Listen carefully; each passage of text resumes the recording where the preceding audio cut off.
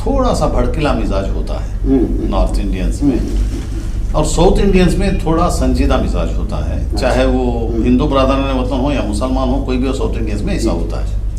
इस मर्तबा सोच समझकर कदम उठाने का मामला और काम ये सारे तबकों ने यहाँ कर्नाटक में किया।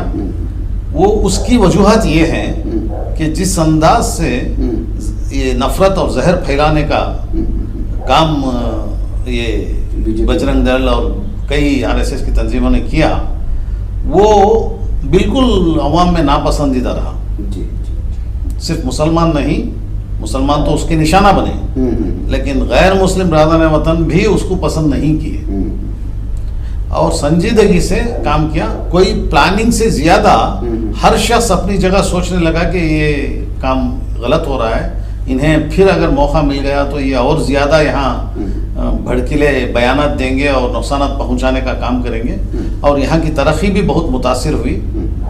और सबसे ज़्यादा जो इफ़ेक्ट हुआ वो हमारी जो पढ़ने वाली तालिबे इल्मों को हिजाब से रोका गया। सारे हिंदू बरादरान वतन जानते हैं कि मुसलमान बच्चियों को हिजाब पहनने से दूसरों को किसी किस्म की तकलीफ नहीं होनी चाहिए थी, इसके बावजूद तकलीफ महसूस की जा रही है और तकलीफ पेश की जा रही है, और वो तकलीफ पेश करने वाले चंद गली कुचे के लड़कों की हिमायत में सारी सरकार उतर गई है। ये जो है हमारे हिंदू बरादरान वतन ने सोचा कि ये तो गलत हो रहा है, लिहाजा उन्होंने भी इन नफरत के सौदागरों को दूर हटाने का बहुत बड़ा संजीदगी से काम किया, जिसकी वजह से सारा कर्नाटक की आवाम को मुबारकबाद देनी चाहिए, सिर्फ एक तबके को नहीं। मैं समझता हूँ कि सारी कर्नाटक की आवाम ने मिलकर ये काम किया है। और जहाँ तक नॉर्थ इंडिया में ये माहौल लाने की आप बात कर रहे हैं, उन्हें चाहिए कि नॉर्थ इंडियंस को यहाँ आकर थोड़ा स्टडी करें, यहाँ के लोगों में कैसे ये काम हुआ, और वो खुद भी इस तरह अपनाएं जहाँ एकजुट होने की कोशिशों को, नफरत के सौदागर वो एकजुट होने की कोशिशों को भी गैर मुस्लिमों को एकजा करके डराने के लिए इस्तेमाल ना कर बैठे। ये भी जो है जी, यहाँ मुसलमानों का इस तरह का एकजुट नहीं होना हुआ जिसको दिखाकर डराया जा सके, वरना वो डरा देते और कुछ वोट उधर फिर चले गए होते। ये अल्लाह का करम रहा, यहाँ जिस अंदाज से मुसलमानों ने जो रवैया अपनाया अंदरूनी सतह पर, वो उनको मौका नहीं दिया कि हमें बताकर डराया जा सके। इसी तरह से वहाँ भी अगर काम हो सकता है, लेकिन उसके लिए कोशिश करेंगे। उन्हें चाहिए कि वो कुछ साउथ इंडियन से को देखकर यहाँ से सबक भी लें और यहाँ के तरीक़ों को सीखने में कोई आर महसूस ना करें। अच्छा, अभी तो कांग्रेस के सिलसिले में सीएम को लेकर के थोड़ा आप क्या समझते हैं, किसको बनाया जाएगा आपके हिसाब से? देखिए, अगर हमारी जेडीएस पार्टी पावर में आती तो हमारे पास तो सीएम का पहले ही तय है कि एचडी कुमारस्वामी 2 मरतबा रूल किए हैं, इस मरतबा बहुत अच्छी गवर्नमेंट बनाने का इरादा था और ज़रूर बनाए होते। अब अगर कांग्रेस पार्टी जीत कर आई है तो मैं एक सीनियर वाइस प्रेसिडेंट होते हुए जेडीएस का उन्हें मुबारकबाद पेश करता हूं, और मैं समझता हूं कि वहां जिन लोगों ने मेहनत लगाई है पार्टी को, उन्हें तरजीह दी जाएगी। उसमें लोग जाकर इनको दें उनको दें और दबाव डालें, इससे बेहतर है कि वो लीडरान पर ही छोड़ दिया जाए। वो खुसूसन मुसलमानों में कुछ ग्रुप्स बनाकर वहां जाकर किसी को बनाने पर जोर दिया जाए, इसमें जो है कल का दिन नुकसान हो सकता है मुसलमानों को। बेहतर है कि ये रवैया अपनाया जाए कि ये आप तय करें और हम लोगों ने आपको चुना है, लिहाजा ये आपकी जिम्मेदारी है, आप तय करें। और हमारे लिए ज़रूरी है कि हमारी फलाह व बहबूदी के लिए आप पॉलिसीज बनाएं, और हमारी जो बच्चियां तालीम से रुक गई हिजाब के बहाने, उन्हें फिर कॉलेज और स्कूल्स के यूनिफॉर्म्स में हिजाब भी यूनिफॉर्म का हिस्सा बनाकर एक सर्कुलर शाया करें, जिससे कोई केस नहीं पड़ेगा। अगर वो यूनिफॉर्म का हिस्सा बना दिया जाए तो जो बच्चियां बगैर हिजाब के यूनिफॉर्म में आती हैं तो वो भी वेलकम जी, और जो बच्चियां उसी यूनिफॉर्म के साथ उसी यूनिफॉर्म के कलर का हिजाब पहनकर आती हैं उन्हें भी वेलकम।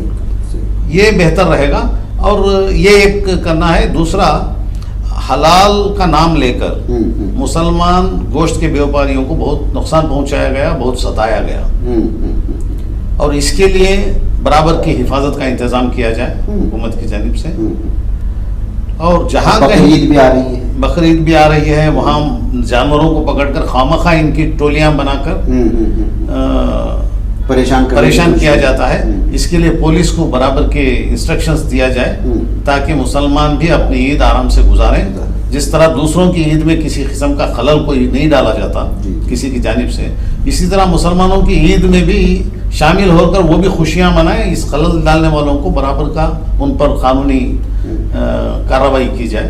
ऐसे क़वानीन मैं समझता हूँ कि क्योंकि पहले से चल रहा था, सेक्युलर पार्टी आई है, मैं समझता हूँ कि जरूर वो मुसलमानों के इन मसाइल को हल करेगी। और 2B रिजर्वेशन भी, देखिए 2B रिजर्वेशन का जहां तक मामला है, ऑलरेडी कोर्ट का उस पर कोर्ट की रोक लगी है।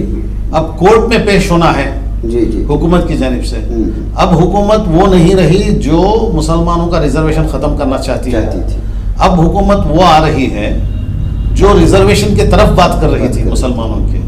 और मुसलमानों को रिजर्वेशन 4% नहीं बल्कि 7% होना चाहिए। 4% बहुत कम दिया गया है। 7% का बाद में सोचे, कोशिश की जाए, लेकिन 4% का अगर कोर्ट में ये पेश करें कि भाई ये जो रिजर्वेशन था वो अपनी जगह सही था, तो कोर्ट का फैसला आएगा कि रिजर्वेशन चालू हो जाए। तो बस ये लोग, मैं उम्मीद करता हूँ कि ये जो नई हुकूमत आएगी जरूर वही रवैया अपनाएगी जिससे रिजर्वेशन ऑटोमेटिक इंशाल्लाह वापस टिक जाएगा। तो नाज़रीन गिरामी, ये थे हमारे जनाब शफी साहब, जो है मुख्तलिफ मौज़ूआत पर गुफ्तगू करते हैं। चूँकि मैदानी सतह पर काम करते रहते हैं, मुख्तलिफ प्लेटफार्म से उनसे वाबस्तगी भी है। बहरकैफ वक्त लंबा हो चुका है, इंशाल्लाह फिर मौका दिया जाएगा अलग उन्वानात पर बात करने के लिए। मुझे और जनाब को इजाज़त है। अस्सलामु अलैकुम। बच पाता है कोई सहाफ़ी की निगाहों से, मिलाता है ये लोगों को मोहब्बत की पनाहों से।